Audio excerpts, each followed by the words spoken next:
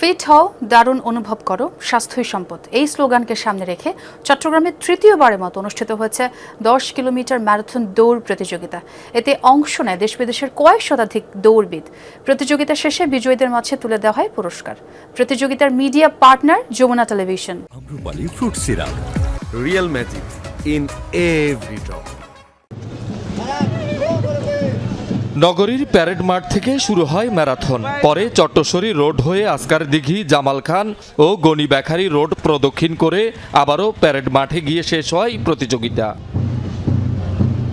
দেশ বিদেশের প্রায় 4 শতাধিক দৌড়বিদ অংশ নেন এই ম্যারাথনে। কুয়াশাচ্ছন্ন শীতের সকালে মনোমুগ্ধকর পরিবেশে শত শত দর্শকদের উপস্থিতিতে সৃষ্টি হয় এক আনন্দঘন আবহ।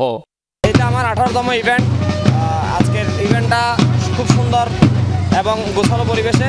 রান করলে পরে কোনো ওষুধ খেতে হয় না, নিজে সুস্থ থাকা যায়, পরিবার সুস্থ থাকে, ভালো থাকে। তারা সকালে ঘুমিয়ে থাকেন, না ঘুমিয়ে মাঠে চলে আসবেন, নিয়মিত ব্যায়াম করবেন। 10 কিলোমিটারে অংশগ্রহণ করে আমি দ্বিতীয় স্থান অধিকার করি।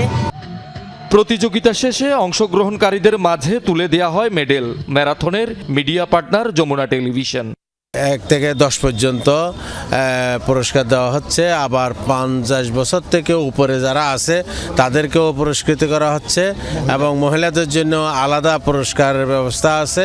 15টা মতো দেশের রানাররা অংশগ্রহণ করেছে। এরকম একটা আন্তর্জাতিক মানের প্রোগ্রামে ওদেরকে রিকোয়েস্ট করলে ট্র্যাকের কোনো প্রতিবন্ধকতা তারা তৈরি করতে পারতেন না বা করতেন না।